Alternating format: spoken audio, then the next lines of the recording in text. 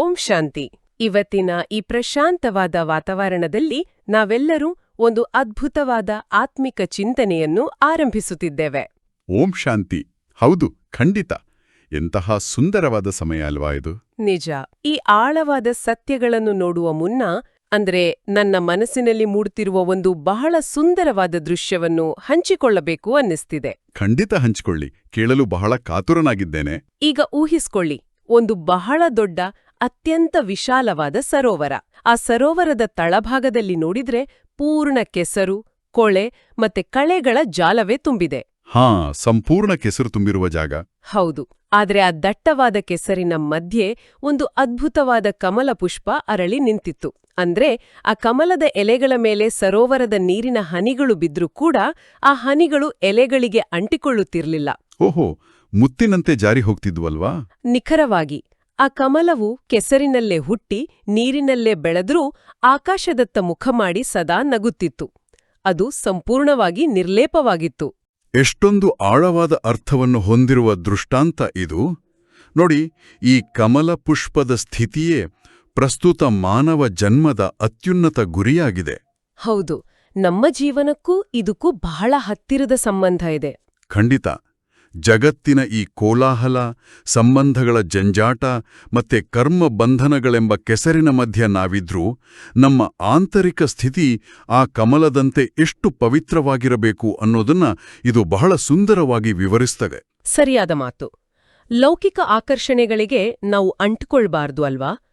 ಇಂದಿನ ನಮ್ಮ ಈ ಪವಿತ್ರ ವಾಕ್ಯಗಳ ಮಂಥನದಲ್ಲಿ ಸಾಕಾರ ಮುರಳಿಗಳು, ಮಾತೇಶ್ವರಿ ಮಮ್ಮ ಅವರ ಅದ್ಭುತವಾದ ತಾರ್ಕಿಕ ವಿಶ್ಲೇಷಣೆ ಮತ್ತೆ ದಾದೀಜಿಯವರ ಅವ್ಯಕ್ತ ಸೂಚನೆಗಳ ಆಧಾರದ ಮೇಲೆ ನಾವು ಕೆಲವು ವಿಷಯಗಳನ್ನು ನೋಡಲಿದ್ದೇವೆ.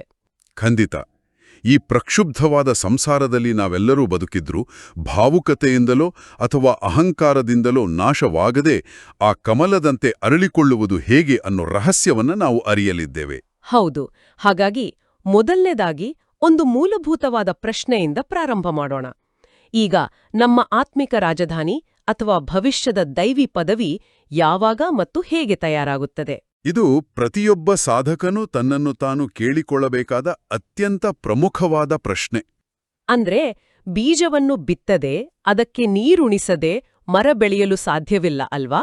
ಅದೇ ರೀತಿ ನಮ್ಮ ಕಡೆಯಿಂದ ಯಾವುದೇ ಪುರುಷಾರ್ಥವಿಲ್ಲದೆ ಕೇವಲ ಆಸೆಯಿಂದ ಪ್ರಾಲಬ್ಧ ಸಿಗಲು ಸಾಧ್ಯವೇ? ಇಲ್ಲವೇ ಇಲ್ಲ. ಕೇವಲ ಆಸೆಯಿಂದ ಏನೂ ಸಿಗೋದಿಲ್ಲ. ಬಾಬಾ ಹೇಳ್ತಾರೆ, ಮೌನವಾಗಿರುವುದು ಒಂದು ಬಹಳ ದೊಡ್ಡ ಗುಣವಾಗಿದೆ ಅಂತ.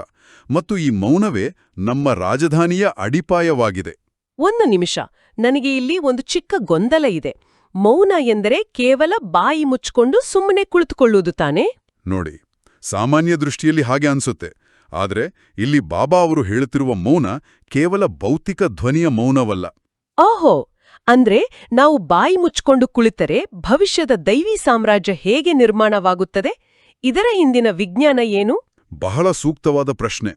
ಭೌತಿಕವಾಗಿ ಬಾಯಿ ಮುಚ್ಚಿದ್ರೂ ಮನಸ್ಸಿನೊಳಗೆ ಸಾವಿರಾರು ಯೋಚನೆಗಳ ಚಂಡಮಾರುತ ಎದ್ದಿದ್ರೆ ಅದು ಖಂಡಿತ ಮೌನವಲ್ಲ. ಹೌದು, ಮನಸ್ಸು ಸದಾ ಓಡ್ದಲೇ ಇರುತ್ತದೆ. ನಿಖರವಾಗಿ. ನಾವು ದಿನನಿತ್ಯ ಎಷ್ಟು ವ್ಯರ್ಥ ಸಂಕಲ್ಪಗಳನ್ನು ಮಾಡುತ್ತೇವೆಯೋ ಅಷ್ಟು ನಮ್ಮ ಆತ್ಮಿಕ ಶಕ್ತಿ ಸೋರಿ ಹೋಗುತ್ತದೆ. ಯೋಚನೆಗಳ ಘರ್ಷಣೆಯಿಂದಲೇ ನಮ್ಮ ಆಂತರಿಕ ಶಕ್ತಿ ನಾಶವಾಗುವುದು. ಅಂದ್ರೆ ನಿಜವಾದ ಮೌನ ಬೇರೇದೇ ಇದೆ ಅಂತಾಯ್ತು. ಹೌದು. ಬಾಬಾ ಹೇಳ್ತಾರೆ, ನಿಜವಾದ ಮೌನವೆಂದರೆ ಮನಸ್ಸಿನ ಸಂಕಲ್ಪಗಳನ್ನು ಸಂಪೂರ್ಣವಾಗಿ ಶಾಂತಗೊಳಿಸುವುದು. ಅಂದರೆ ನಾನು ಈ ದೇಹವಲ್ಲ, ನಾನು ಒಂದು ಚೈತನ್ಯ ಶಕ್ತಿ, ಆತ್ಮ ಎಂಬ ಸ್ಮೃತಿಯಲ್ಲಿ ನೆಲೆಸುವುದು. ಹಾ, ಯಾವಾಗ ಮನಸ್ಸು ಆ ನಿರಾಕಾರ ಸ್ಥಿತಿಯನ್ನು ತಲುಪುತ್ತದೆಯೋ ಆಗ ಸಂಪಾದನೆ ಶುರುವಾಗುತ್ತೆ ಅಲ್ವಾ? ಖಂಡಿತ. ಆಗ ಪರಮಾತ್ಮನಿಂದ ನೇರವಾಗಿ ಶಕ್ತಿಯು ಆತ್ಮದಲ್ಲಿ ಶೇಖರಣೆಯಾಗಲು ಪ್ರಾರಂಭಿಸುತ್ತದೆ. ಆ ಶೇಖರಣೆಯಾದ ಶಕ್ತಿಯೇ ಭವಿಷ್ಯದ ರಾಜಧಾನಿಯನ್ನು ನಿರ್ಮಾಣ ಮಾಡುವ ಇಟ್ಟಿಗೆಗಳಾಗುತ್ತವೆ. ಕಲ್ಪಕಲ್ಪವು ನಾವು ಮಾಡಿದ ಪುರುಷಾರ್ಥದ ಆಧಾರದ ಮೇಲೆಯೇ ನಮ್ಮ ಪದವಿ ನಿರ್ಧಾರವಾಗುತ್ತದೆ. ಓಹೋ, ಅಂದ್ರೆ ವ್ಯರ್ಥ ಸಂಕಲ್ಪಗಳನ್ನು ತಡೆದು ಶಕ್ತಿಯನ್ನು ಉಳಿಸಿಕೊಳ್ಳುವುದೇ ನಿಜವಾದ ಸಂಪಾದನೆ. ಈಗ ಇಲ್ಲೇ ಮತ್ತೊಂದು ಪದ ಪದೇ ಪದೇ ಬರುತ್ತದೆ, ಮನ್ಮನಾಭವ. ಹಾ, ಮನ್ಮನಾಭವ ಬಹಳ ಪ್ರಮುಖವಾದ ಶಬ್ದ. ಸಾಮಾನ್ಯ ಜನರಿಗೆ ಈ ಪದವನ್ನು ಕೇಳಿದಾಗ ಯಾವುದೋ ಬಹಳ ಕಠಿಣವಾದ ಸಂಸ್ಕೃತ ಶ್ಲೋಕ ಅಥವಾ ಅರ್ಥವಾಗದ ವೇದ ಉಪನಿಷತ್ತುಗಳ ಮಂತ್ರ ಅಂತ ಅನಿಸ್ತದೆ. ಈ ಪದದ ಅಸಲಿ ಅರ್ಥವೇನು? ಇದು ಮೇಲ್ನೋಟಕ್ಕೆ ಸಂಸ್ಕೃತದ ಕಠಿಣ ಪದದಂತೆ ಕಾಣುತ್ತದೆ ನಿಜ. ಆದರೆ ಬಾಬಾ ಹೇಳ್ತಾರೆ, ಮನ್ಮನ ಭವ ಎಂದರೆ ಯಾವುದೇ ಕಷ್ಟಕರವಾದ ಜಪ ಅಥವಾ ತಪಸ್ಸಲ್ಲ. ಅಂದ್ರೆ ಇದು ಬಹಳ ಸರಳವಾದ ವಿಷಯನಾ? ಹೌದು, ಇದರ ಅರ್ಥ ಬಹಳ ಸರಳ ಮತ್ತು ಪ್ರೀತಿಯಿಂದ ಕೂಡಿದೆ. ಬಾಬಾ ತೀರ ಸಹಜವಾಗಿ ಹೇಳ್ತಾರೆ, ಮಕ್ಕಳೇ, ನಿಮ್ಮ ಮನಸ್ಸನ್ನು ನನ್ನಲ್ಲಿ ಕೇಂದ್ರೀಕರಿಸಿ ತಂದೆಯನ್ನು ಮತ್ತು ಆಸ್ತಿಯನ್ನು ನೆನಪು ಮಾಡಿ ಅಂತ. ವಾವ್, ಎಷ್ಟೊಂದು ಮಧುರವಾದ ಕರೆ ಇದು. ಜಗತ್ತಿನಲ್ಲಿ ಯಾವ ಲೌಕಿಕ ತಂದೆಯೂ ತನ್ನ ಮಕ್ಕಳಿಗೆ ಹೇ ಮಕ್ಕಳೇ ನನ್ನನ್ನು ನೆನಪು ಮಾಡಿ ಅಂತ ಹೇಳುವುದಿಲ್ಲ. ಆದರೆ ಇದು ಶರೀರವಿಲ್ಲದ ನಿರಾಕಾರ ತಂದೆಯ ಅತ್ಯಂತ ಅದ್ಭುತವಾದ ಮತ್ತು ಹೊಸ ಮಾತಾಗಿದೆ. ನಿಜ, ಆ ಪ್ರೀತಿಯ ಕರೆಯಲ್ಲಿ ಯಾವುದೇ ಕೃತಕತೆ ಇಲ್ಲ, ಕೇವಲ ಹಕ್ಕು ಮತ್ತು ಅಧಿಕಾರವಿದೆ ಅಂತ ಅನಿಸುತ್ತೆ. ಖಂಡಿತ, ಆತ್ಮಿಕ ತಂದೆಯು ನೇರವಾಗಿ ಆತ್ಮಗಳೊಂದಿಗೆ ಮಾತನಾಡುತ್ತಿದ್ದಾರೆ. ಈ ಮಾತನ್ನು ಕೇಳಿದಾಗ ಮುರಳಿಯಲ್ಲಿ ಬಂದಿರುವ ಆ ಸುಂದರವಾದ ಗೀತೆಯ ಸಾಲುಗಳು ನೆನಪಾಗ್ತವೆ. ಅವರು ನಮ್ಮನ್ನು ಅಗಲುವುದಿಲ್ಲ ಅನ್ನೋ ಸಾಲುಗಳು. ಹೌದು, ಬಹಳ ಅದ್ಭುತವಾದ ಹಾಡು. ನಾವು ಮೂಲವತನದಲ್ಲಿದ್ದಾಗ ತಂದೆಯವರಾಗಿದ್ದೆವು. ಈಗ ಚಕ್ರವನ್ನು ಸುತ್ತಿ ಅನೇಕ ಜನ್ಮಗಳನ್ನು ಪಡೆದು ಈಗ ಪುನಃ ನಾವು ತಂದೆಯ ಮಕ್ಕಳಾಗಿದ್ದೇವೆ. ಈ ಜನ್ಮವು ನಮ್ಮ ಅನೇಕ ಜನ್ಮಗಳ ಅಂತಿಮ ಜನ್ಮವಾಗಿದೆ ಅಲ್ವಾ? ಸರಿಯಾದ ಮಾತು. ಇದು ನಮ್ಮ ಅಂತಿಮ ಜನ್ಮ. ಆದರೆ ಇಲ್ಲೊಂದು ಪ್ರಾಯೋಗಿಕವಾದ ಸವಾಲಿದೆ. ನಾವು ಗೃಹಸ್ಥದಲ್ಲಿದ್ದುಕೊಂಡು ಈ ಕಮಲಪುಷ್ಪದಂತೆ ಇರಬೇಕು ಎಂದು ಹೇಳಲಾಗುತ್ತದೆ. ಆದರೆ ನಾವು ಸಂಪೂರ್ಣವಾಗಿ ನಿರ್ಲೇಪರಾಗಿದ್ರೆ ನಮ್ಮ ಕುಟುಂಬದವರು, ಬಂಧುಬಳಗದವರು ನಮ್ಮನ್ನು ಕಲ್ಲು ಹೃದಯದವರು, ಪ್ರೀತಿಯಿಲ್ಲದವರು ಅಂತ ಅಂದುಕೊಳ್ಳುವುದಿಲ್ವೇ? ಇದು ಪ್ರತಿಯೊಬ್ಬ ಗೃಹಸ್ಥಿಯೂ ಎದುರಿಸುವ ಅತಿದೊಡ್ಡ ದ್ವಂದ್ವ. ಹೌದು. ಪ್ರೀತಿ ಮತ್ತು ನಿರ್ಲೇಪತೆಯ ನಡುವೆ ಸಮತೋಲನ ಕಾಯ್ದುಕೊಳ್ಳುವುದು ಹೇಗೆ? ನೋಡಿ, ಬಾಬಾ ಹೇಳ್ತಾರೆ, ನೀವು ಗೃಹಸ್ಥ ವ್ಯವಹಾರವನ್ನು ಬಿಟ್ಟುಬಿಡಿ, ಜವಾಬ್ದಾರಿಗಳಿಂದ ಓಡಿಹೋಗಿ ಕಾಡಿನಲ್ಲಿ ಕುಳಿತುಕೊಳ್ಳಿ ಅಂತ ನಾನ್ ಯಾರಿಗೂ ಹೇಳೋದಿಲ್ಲ. ನಿರ್ಲೇಪತೆ ಎಂದರೆ ಪ್ರೀತಿ ಇಲ್ಲದಿರುವುದಲ್ಲ. ಓಹೋ, ಅಂದ್ರೆ ಆಧ್ಯಾತ್ಮಿಕತೆ ಅಂದ್ರೆ ಕಾಡಿಗೆ ಹೋಗುವುದಲ್ಲ. ಖಂಡಿತ ಅಲ್ಲ. ವಾಸ್ತವವಾಗಿ ಅಹಂಕಾರ ಮತ್ತು ನಿರೀಕ್ಷೆಗಳಿಲ್ಲದ ಶುದ್ಧ ಪ್ರೀತಿಯೇ ನಿಜವಾದ ನಿರ್ಲೇಪತೆ. ಲೌಕಿಕ ಪ್ರೀತಿಯಲ್ಲಿ ನನ್ನದು, ನನಗೆ ಬೇಕು ಎಂಬ ಸ್ವಾರ್ಥವಿರುತ್ತದೆ. ಅದಕ್ಕೆ ಅಲ್ಲಿ ದುಃಖ ಇದೆ. ಹಾ, ಕಮಲ ಪುಷ್ಪದಂತೆ ಇರುವವರು ಕುಟುಂಬದ ಪ್ರತಿಯೊಂದು ಕರ್ತವ್ಯವನ್ನು ನಿಭಾಯಿಸ್ತಾರೆ, ಎಲ್ಲರಿಗೂ ಅಪಾರವಾದ ಪ್ರೀತಿ ಕೊಡ್ತಾರೆ, ಆದ್ರೆ ಅವರಿಂದ ಏನನ್ನೂ ನಿರೀಕ್ಷಿಸುವುದಿಲ್ಲ. ನಿಖರವಾಗಿ, ಕಮಲವು ನೀರಿನಲ್ಲಿದ್ರೂ ನೀರು ಅದಕ್ಕೆ ಹೇಗೆ ಸ್ಪರ್ಶಿಸುವುದಿಲ್ಲವೋ ಹಾಗೆ ಪ್ರಪಂಚದ ವಿಕಾರಗಳು, ಇತರರ ಸ್ವಭಾವಗಳು ಮತ್ತು ನಿರೀಕ್ಷೆಗಳು ನಮ್ಮನ್ನು ಭಾವುಕವಾಗಿ ಅಲುಗಾಡಿಸಬಾರದು. ಅರ್ಥ ಆಯ್ತು. ಕರ್ತವ್ಯವನ್ನು ಮಾಡಬೇಕು, ಆದ್ರೆ ಪ್ರತಿಫಲಾಪೇಕ್ಷೆ ಇರಬಾರದು. ಗೃಹಸ್ಥದಲ್ಲಿದ್ದುಕೊಂಡು ಪವಿತ್ರವಾಗಿರುವುದು ನಿಜಕ್ಕೂ ದೊಡ್ಡ ಸಾಧನೆ. ಹೌದು, ಇದು ಬಹಳ ದೊಡ್ಡ ತಪಸ್ಸು. ಈಗ ಸೇವೆ ಅಥವಾ ದಾನದ ವಿಷಯ ಬಂದಾಗ ಭೌತಿಕ ಲೆಕ್ಕಾಚಾರಕ್ಕೂ ಮತ್ತು ಈಶ್ವರನೀಯ ಲೆಕ್ಕಾಚಾರಕ್ಕೂ ಇರುವ ವ್ಯತ್ಯಾಸ ಬಹಳ ಕುತೂಹಲಕಾರಿಯಾನಿದಳ್ವಾ? ಖಂಡಿತ. ಭಗವಂತನ ಲೆಕ್ಕಾಚಾರವೇ ಬೇರೆ. ಯಾರೋ ಒಬ್ಬರು ಅಹಂಕಾರದಿಂದ ಸಾವಿರಾರು ರೂಪಾಯಿಗಳನ್ನು ನೀಡಿದರೂ, ಮತ್ತೊಂದೆಡೆ ಬಡವರು ಅತ್ಯಂತ ಶುದ್ಧ ಮನಸ್ಸಿನಿಂದ 8 ಆಣೆ ಅಥವಾ 1 ರೂಪಾಯಿ ನೀಡಿದರೂ ಆ ಬಡವರ ಪದವಿಯೇ ಶ್ರೇಷ್ಠವಾಗ್ತದೆ ಅಂತ ಹೇಳಲಾಗ್ತದೆ. ಹೌದು, ಇದು 100ಕ್ಕೆ 100 ಸತ್ಯ. ಭೌತಿಕವಾಗಿ ನೋಡಿದ್ರೆ 1000 ರೂಪಾಯೇ ದೊಡ್ಡದಲ್ವೇ? 1 ರೂಪಾಯಿ ಹೇಗೆ ಶ್ರೇಷ್ಠವಾಗಲು ಸಾಧ್ಯ? ಇದರ ಹಿಂದಿನ ಲೆಕ್ಕಾಚಾರವೇನು? ನೋಡಿ, ಭೌತಿಕ ಜಗತ್ತು ಕೇವಲ ವಸ್ತುವಿನ ಗಾತ್ರವನ್ನು ನೋಡುತ್ತದೆ. ಆದರೆ ಪರಮಾತ್ಮನು ನೋಡುವುದು ವಸ್ತುವನ್ನಲ್ಲ, ಆ ವಸ್ತುವಿನ ಹಿಂದಿರುವ ಭಾವನೆ ಮತ್ತು ತ್ಯಾಗವನ್ನು. ಅಂದ್ರೆ ಭಾವನೆ ಮುಖ್ಯ ಅಂತ. ಹೌದು. ಬಾಬಾ ಹೇಳ್ತಾರೆ, ಬಡವನ ಆ 1 ರೂಪಾಯಿಯಲ್ಲಿ ಯಾವುದೇ ಪಾಪಕರ್ಮಗಳಿಲ್ಲ, ಅಹಂಕಾರವಿಲ್ಲ, ಕೇವಲ ಶುದ್ಧ ಭಾವನೆ ಇದೆ ಅಂತ.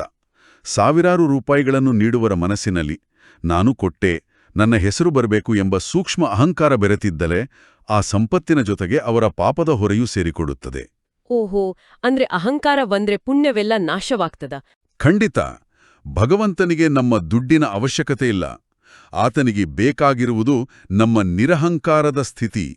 ಯಾರು ಗೃಹಸ್ಥದಲ್ಲಿದ್ದು ಯಾವುದೇ ಪಾಪ ಮಾಡದೆ ಶುದ್ಧತೆಯಿಂದ ಸೇವೆ ಮಾಡುತ್ತಾರೋ ಅವರು ಬಹಳ ಉನ್ನತ ಪದವಿಯನ್ನು ಪಡೆಯುತ್ತಾರೆ. ಹೌದು. ದಾನ ಮಾಡಿ ಅಹಂಕಾರ ಪಟ್ರೆ ಅಥವಾ ಪಾಪಕರ್ಮ ಮಾಡಿದರೆ 100 ಪಟ್ಟು ಶಿಕ್ಷೆಯಾಗಿ ಬಿಡುತ್ತದೆ ಅಂತ ಕೇಳಿದ್ದೇನೆ. ಸರಿಯಾದ ಮಾತು. ಪ್ರತಿಯೊಂದು ಕರ್ಮವೂ ಪುಣ್ಯದ ಖಾತೆಯನ್ನು ಹೆಚ್ಚಿಸುವಂತಿರಬೇಕು. ನಾವು ಗೃಹಸ್ಥದಲ್ಲಿ ಪವಿತ್ರವಾಗಿರಲು ಪ್ರಯತ್ನಿಸಿದಾಗೆಲ್ಲ ನಮ್ಮೊಳಗಿನ ಈ ಅಹಂಕಾರ ಎಚ್ಚರವಾಗುತ್ತದೆ. ಮತ್ತು ಎಲ್ಲಿ ಅಹಂಕಾರ ಇರುತ್ತದೆಯೋ ಅಲ್ಲಿ ಮಾಯೆಯ ಪ್ರವೇಶವಾಗುತ್ತದೆ ಅಲ್ವಾ? ಖಂಡಿತ. ಮಾಯೆ ಬಹಳ ಸೂಕ್ಷ್ಮವಾಗಿದೆ. ಮಾಯೆಯು ನಮ್ಮ ಮೇಲೆ ಹೇಗೆ ಆಕ್ರಮಣ ಮಾಡುತ್ತದೆ ಅನ್ನೋದರ ಬಗ್ಗೆ ಯೋಚಿಸುವಾಗ ನನಗೆ ಜೀವಶಾಸ್ತ್ರದ ಒಂದು ಆಸಕ್ತಿದಾಯಕ ಸಂಗತಿ ನೆನಪಾಗುತ್ತಿದೆ.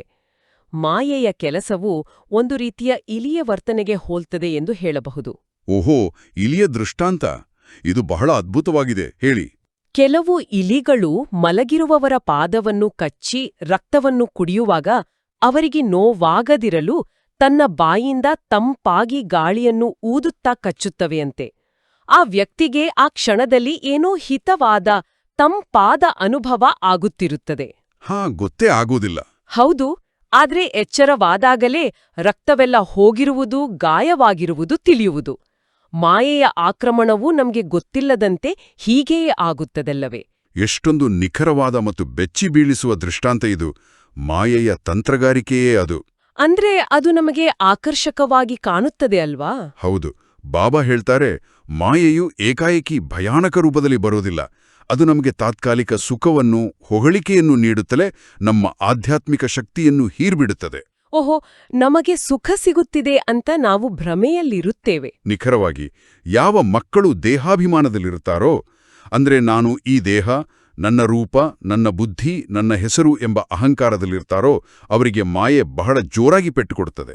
ಅಂದ್ರೆ ಯಾರದೇ ನಾಮರೂಪಗಳಲ್ಲಿ ಸಿಕ್ಕಿ ಹಾಕಿಕೊಳ್ಳುವುದು ಕೂಡ ದೇಹಾಭಿಮಾನನೇ ಅಲ್ವಾ? ಖಂಡಿತ.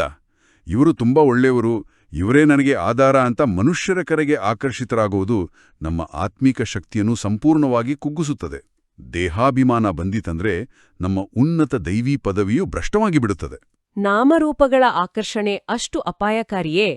ಈ ದೇಹಾಭಿಮಾನವು ನಾವು ಮಾಡುವ ಈಶ್ವರೀಯ ಸೇವೆಯ ಮೇಲೂ ಬಹಳ ಕೆಟ್ಟ ಪ್ರಭಾವ ಬೀರುತ್ತೆ ಅಂತ ಅನ್ಸತ್ತೆ. ಹೌದು, ಸೇವೆಯಲ್ಲಿ ಇದು ಬಹಳ ಅಡಚಣೆ ತರ್ತದೆ. ನಾವು ಪರಸ್ಪರ ಸಂಪರ್ಕದಲ್ಲಿರುವಾಗ ಕ್ಷೀರಖಂಡ ಅಂದರೆ ಹಾಲು ಮತ್ತು ಸಕ್ಕರೆಯಂತೆ ಬೆರೆತು ಮಧುರವಾಗಿರಬೇಕು ಅಂತ ಹೇಳಲಾಗತ್ತೆ. ಆದರೆ ಅಹಂಕಾರ ಬಂದ್ರೆ ಏನಾಗತ್ತೆ? ನಾವು ಉಪ್ಪು ಮತ್ತು ನೀರಿನಂತೆ ವರ್ತಿಸಲು ಪ್ರಾರಂಭಿಸುತ್ತೇವೆ ಅಲ್ವೇ? ಬಹಳ ಸರಿಯಾದ ಹೋಲಿಕೆ. ಹಾಲು ಮತ್ತು ಸಕ್ಕರೆ ಬೆರೆತಾಗ ಎರಡರ ಅಸ್ತಿತ್ವವು ಒಂದಾಗಿ ಮಧುರವಾದ ರುಚಿ ಸಿಗುತ್ತದೆ. ಹೌದು, ಅದು ಪ್ರೀತಿಯ ಸಂಕೇತ. ಆದರೆ ಒಬ್ಬರ ಜೊತೆ ಇನ್ನೊಬ್ಬರು ಅಹಂಕಾರದಿಂದ ವರ್ತಿಸಿದರೆ ಅದು ಉಪ್ಪು ನೀರಿನಂತೆ ಕಹಿಯಾಗುತ್ತದೆ. ಇದರಿಂದ ಕೇವಲ ವ್ಯಕ್ತಿಗಳಿಗಷ್ಟೇ ಅಲ್ಲ, ಮಾಡುವ ಈಶ್ವರೀಯ ಸೇವೆಗೂ ಭಂಗ ಬರುತ್ತದೆ. ನಿಜ, ಸೇವಾಭಂಗ ಆಗಬಾರದು. ಬಾಬಾ ಹೇಳ್ತಾರೆ, ಸೇವೆ ಮಾಡುವಾಗ ನಮ್ಮ ಸ್ಥಿತಿ ಹೇಗಿರಬೇಕು ಎಂಬುದಕ್ಕೆ ಸಾಕಾರ ಬಾಬಾ ಅವರ ಉದಾಹರಣೆ ಅತ್ಯಂತ ಪ್ರೇರಣಾದಾಯಕವಾಗಿದೆ. ಸಾಕಾರ ಬಾಬಾ ಅವರ ಜೀವನವೇ ನಮಗೆ ಪಾಠ. ಸಾಕಾರ ಬಾಬಾ ಅವರು ಇಷ್ಟು ದೊಡ್ಡ ಜ್ಞಾನದ ಸಾಗರನ ರಥವಾಗಿದ್ರೂ ತಾವು ಎಷ್ಟು ನಿರಹಂಕಾರಿಯಾಗಿದ್ರು. ತಮ್ಮನ್ನು ತಾವು ಕೇವಲ ವಿಧೇಯ ಸೇವಕ ಎಂದು ಕರೆದುಕೊಳ್ಳುತ್ತಿದ್ರು. ಯಾರ ಮೇಲೂ ಎಂದಿಗೂ ಕೋಪಿಸಿಕೊಳ್ಳುತ್ತಿರಲಿಲ್ಲ ಅಲ್ವಾ? ಹೌದು. ಯಾರು ಜ್ಞಾನಕ್ಕಾಗಿ ಹಾತುರಿಯುತ್ತಾರೋ ಅಂತಹ ಛಾತ್ರಕರ ಮುಂದೆ ಸಾಕಾರ ಬಾಬಾ ಅವರು ಬಾಂಬೆಯಲ್ಲಿ ಎಷ್ಟೊಂದು ಅದ್ಭುತವಾದ ಜ್ಞಾನದ ನರ್ತನ ಮಾಡುತ್ತಿದ್ರು ಗೊತ್ತೇ? ವಾವ್, ಜ್ಞಾನದ ನರ್ತನ! ಆ ಜ್ಞಾನದ ಆಳ, ಆ ಖುಷಿ ಮತ್ತು ಆ ನಿರಹಂಕಾರದ ಸ್ಥಿತಿ ನೋಡುವವರನ್ನು ಕಾಂತದಂತೆ ಸೆಳೆಯುತ್ತಿತ್ತು. ನಿಜಕ್ಕೂ ಸೇವಾ ಕೇಂದ್ರದ ಸಂಚಾಲಕರಾಗಲಿ ಅಥವಾ ಯಾವುದೇ ಜವಾಬ್ದಾರಿ ಹೊತ್ತವರಾಗಲಿ ಎಲ್ಲರೂ ಸಾಕಾರ ಬಾಬಾರಂತೆ ಅತ್ಯಂತ ನಿರಹಂಕಾರಿಗಳಾಗಿರಬೇಕು. ಖಂಡಿತ. ನಿರಹಂಕಾರವೇ ಸೇವೆಗೆ ಮೂಲ. ಆದ್ರೆ ನೋಡಿ, ನಾವು ಸೇವೆ ಮಾಡುವಾಗ ಸಮಾಜದಲ್ಲಿ ಒಂದು ಬಹಳ ಸಾಮಾನ್ಯವಾದ ಮತ್ತು ಆಳವಾಗಿ ಬೇರೂರಿರುವ ನಂಬಿಕೆ ಎದುರಾಗುತ್ತದೆ. ಅದೇನೆಂದ್ರೆ ಈಶ್ವರ ಸರ್ವವ್ಯಾಪಿ ಎಂಬುದು. ಹೌದು, ಇದು ಬಹಳ ಜನ ನಂಬುವ ವಿಷಯ. ಕಣಕಣದಲ್ಲೂ ಭಗವಂತನಿದ್ದಾನೆ ಎಂಬುದು ಜನರಿಗೆ ಒಂದು ರೀತಿಯ ನೆಮ್ಮದಿ ಕೊಡುತ್ತಲ್ವೇ? ಇದನ್ನು ನಾವು ತಪ್ಪು ಅಂತ ಹೇಗೆ ಹೇಳಲು ಸಾಧ್ಯ? ಮಾತೇಶ್ವರಿ ಮಮ್ಮ ಅವರಿದನ್ನು ಹೇಗೆ ವಿಶ್ಲೇಷಿಸುತ್ತಾರೆ? ಮಮ್ಮ ಅವರ ಮಹಾವಾಕ್ಯಗಳು ಸದಾ ಬುದ್ಧಿಯ ಕದ ತಟ್ಟುವಂತಿರುತ್ತವೆ ಮತ್ತು ಅತ್ಯಂತ ತಾರ್ಕಿಕವಾಗಿರುತ್ತವೆ. ಮಮ್ಮ ಬಹಳ ಸುಂದರವಾಗಿ ವಿವರಿಸಿದ್ದಾರೆ. ಶಿರೋಮಣಿ ಗೀತೆಯಲ್ಲಿ ಭಗವಂತನು ಪರ್ವತಗಳಲ್ಲಿ ನಾನು ಹಿಮಾಲಯ ಪರ್ವತದಲ್ಲಿದ್ದೇನೆ, ಸರ್ಪಗಳಲ್ಲಿ ಕರಿನಾಗನಲ್ಲಿದ್ದೇನೆ ಎಂದು ಹೇಳಿದ್ದಾನೆಂಬ ಉಲ್ಲೇಖವಿದೆ. ಗೀತೆಯಲ್ಲಿ ಹಾಗೆ ಹೇಳಲಾಗಿದೆ. ಆಗ ಮಮ್ಮ ಕೇಳುತ್ತಾರೆ, ಒಂದು ವೇಳೆ ಭಗವಂತನು ಕೇವಲ ಕರಿನಾಗನಲ್ಲಿ ಮಾತ್ರ ಇದ್ದರೆ ಉಳಿದ ಸಾಮಾನ್ಯ ಸರ್ಪಗಳಲ್ಲಿ ಇಲ್ಲವೆಂದಾಯಿತಲ್ಲವೇ? ಉನ್ನತವಾದ ಹಿಮಾಲಯ ಪರ್ವತದಲ್ಲಿದ್ದರೆ ಕೆಳಗಿನ ಸಣ್ಣ ಗುಡ್ಡಗಳಲ್ಲಿ ಕಲ್ಲು ಮಣ್ಣುಗಳಲ್ಲಿ ಇಲ್ಲವೆಂದಾಯಿತಲ್ಲವೇ? ಓಹೋ, ಎಂಥ ಅದ್ಭುತವಾದ ತರ್ಕ ಇದು! ಅಂದ್ರೆ ಎಲ್ಲದರಲ್ಲೂ ಇದ್ದಿದ್ದರೆ ಆ ರೀತಿ ವಿಶೇಷವಾಗಿ ಹೇಳುವ ಅಗತ್ಯವೇ ಇರಲಿಲ್ಲ. ನಿಖರವಾಗಿ ಇದೆಲ್ಲವೂ ಭಗವಂತ ಕಣಕಣದಲ್ಲಿಲ್ಲ, ಸರ್ವವ್ಯಾಪಿಯಲ್ಲ ಎಂಬುದನ್ನು ಸಾಬೀತು ಮಾಡುತ್ತದೆ. ಮಮ್ಮ ಬಹಳ ಸ್ಪಷ್ಟವಾಗಿ ಹೇಳುತ್ತಾರೆ, ಕಲಿಯುಗದಲ್ಲಿ ಸರ್ವವ್ಯಾಪಿಯಾಗಿರುವುದು ಮಾಯೆ ಮತ್ತು 5 ವಿಕಾರಗಳೇ ಹೊರತು ಭಗವಂತನಲ್ಲ. ಎಂತಹ ತೀಕ್ಷ್ಣವಾದ ಮತ್ತು ಸ್ಪಷ್ಟವಾದ ವಿಶ್ಲೇಷಣೆ. ನಾವು ಸತ್ಯವನ್ನು ಅರಿಯದೆ ಕೇವಲ ಭಾವುಕತೆಯಿಂದ ಎಲ್ಲದರಲ್ಲೂ ಭಗವಂತನಿದ್ದಾನೆ ಎಂದು ನಂಬಿಬಿಡ್ತೇವೆ. ಹೌದು, ಇದು ಮಾಯೆಯ ಪ್ರಭಾವ. ಹಾಗಾದ್ರೆ ಭಗವಂತ ಎಲ್ಲಿದ್ದಾನೆ? ಮಮ್ಮ ಅವರು ತಿಳಿಸಿದ ಆ 3 ಲೋಕಗಳ ಪರಿಚಯವನ್ನು ನಾವು ಅರ್ಥ ಮಾಡ್ಕೊಳ್ಬೇಕು ಅಲ್ವಾ? ಖಂಡಿತ. ವಾಸ್ತವವಾಗಿ 3 ಬೇರೆ ಬೇರೆ ಲೋಕಗಳಿದೆ: ನಿರಾಕಾರಿ ಪ್ರಪಂಚ, ಆಕಾರಿ ಪ್ರಪಂಚ ಮತ್ತು ಸಾಕಾರಿ ಪ್ರಪಂಚ. ನಿರಾಕಾರಿ ಪ್ರಪಂಚ ಅಂದ್ರೆ ಶಾಂತಿಧಾಮ ಅಲ್ವಾ? ಹೌದು, ಶಾಂತಿಧಾಮ ಅಥವಾ ಪರಮಧಾಮ. ಅದು ಆತ್ಮ ಮತ್ತು ಪರಮಾತ್ಮರ ನಿಜವಾದ ನಿವಾಸ ಸ್ಥಾನ. ಅಲ್ಲಿ ಯಾವುದೇ ಶಬ್ದವಿಲ್ಲ, ಆಕಾರವಿಲ್ಲ, ಕೇವಲ ಬಂಗಾರದ ಬಣ್ಣದ ಕೆಂಪು ಬೆಳಕಿನ ತತ್ವವಿರುತ್ತದೆ. ನಾವೆಲ್ಲರೂ ಅಲ್ಲಿ ಕೇವಲ ಜ್ಯೋತಿ ಸ್ವರೂಪರಾಗಿರುತ್ತೇವೆ. ಮತ್ತೆ ಎರಡನೇದು ಆಕಾರಿ ಪ್ರಪಂಚ. ಹೌದು, ಆಕಾರಿ ಪ್ರಪಂಚ ಎಂದರೆ ಸೂಕ್ಷ್ಮವತನ. ಅಲ್ಲಿ ಬ್ರಹ್ಮ, ವಿಷ್ಣು, ಶಂಕರರಂತಹ ದೇವತೆಗಳು ಬೆಳಕಿನ ಶರೀರದಲ್ಲಿ ಸೂಕ್ಷ್ಮ ಆಕಾರದಲ್ಲಿರುತ್ತಾರೆ. ಮತ್ತು ಮೂರನೇದು ಈ ನಾವು ಇರುವ ಸಾಕಾರಿ ಪ್ರಪಂಚ ಅಲ್ವಾ? ನಿಖರವಾಗಿ. ಈ ಸಾಕಾರಿ ಪ್ರಪಂಚದಲ್ಲಿಯೇ 2 ಭಾಗಗಳಿವೆ. ಒಂದು ನಿರ್ವಿಕಾರಿ ಸ್ವರ್ಗದ ಪ್ರಪಂಚ, ಅಲ್ಲಿ ಅರ್ಧಕಲ್ಪ ಸದಾ ಸುಖ, ಪವಿತ್ರತೆ ಇರುತ್ತದೆ. ಮತ್ತೊಂದು ವಿಕಾರಿ ಕಲಿಯುಗಿ ಜಗತ್ತು, ಎಲ್ಲೆಲ್ಲೂ ದುಃಖ ಮತ್ತು ಅಶಾಂತಿ ಇರುತ್ತದೆ. ಅಂದ್ರೆ ಭಗವಂತ ಈ ದುಃಖದ ಪ್ರಪಂಚವನ್ನು ಸೃಷ್ಟಿಸಲಿಲ್ಲ? ಇಲ್ಲವೇ ಇಲ್ಲ. ತಂದೆ ಕೇವಲ ಸ್ವರ್ಗವನ್ನು ಸೃಷ್ಟಿಸುತ್ತಾನೆ. ಮನುಷ್ಯರು ಮಾಯೆಯ ಪ್ರಭಾವದಿಂದ ತಮ್ಮನ್ನು ತಾವು ಮರೆತ ಕಾರಣ ದುಃಖವನ್ನು ಭೋಗಿಸುತ್ತಿದ್ದಾರೆ.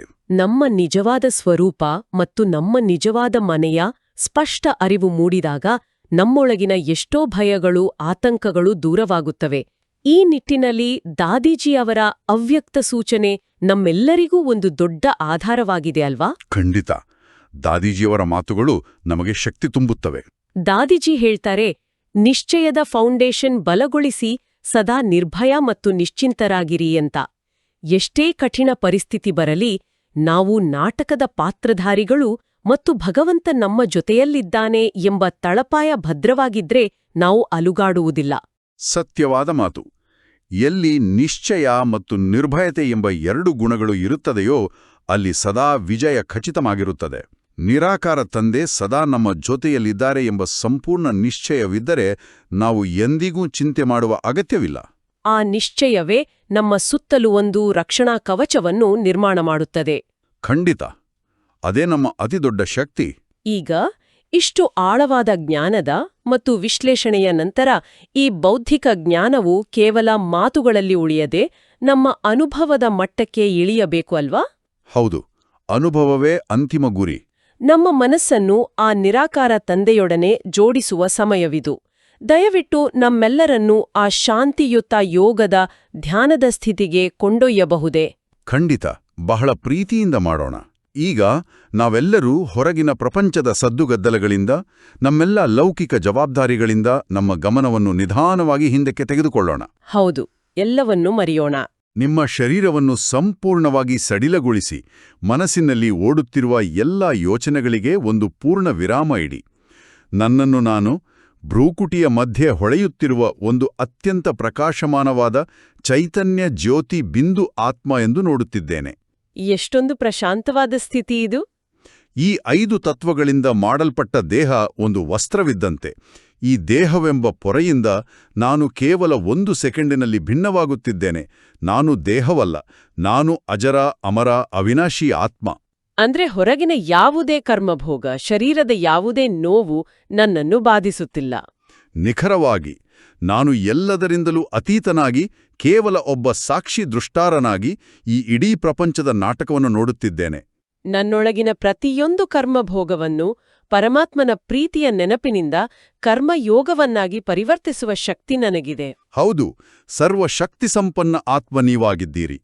ನನ್ನ ಪ್ರೀತಿಯ ನಿರಾಕಾರ ತಂದೆ ಪರಮಪಿತ ಶಿವಬಾಬಾರವರ ದಿವ್ಯವಾದ ಪವಿತ್ರವಾದ ಕಿರಣಗಳು ಶಾಂತಿಧಾಮದಿಂದ ನೇರವಾಗಿ ನನ್ನ ಮೇಲೆ ನಿರಂತರವಾಗಿ ಬೀಳುತ್ತಿವೆ.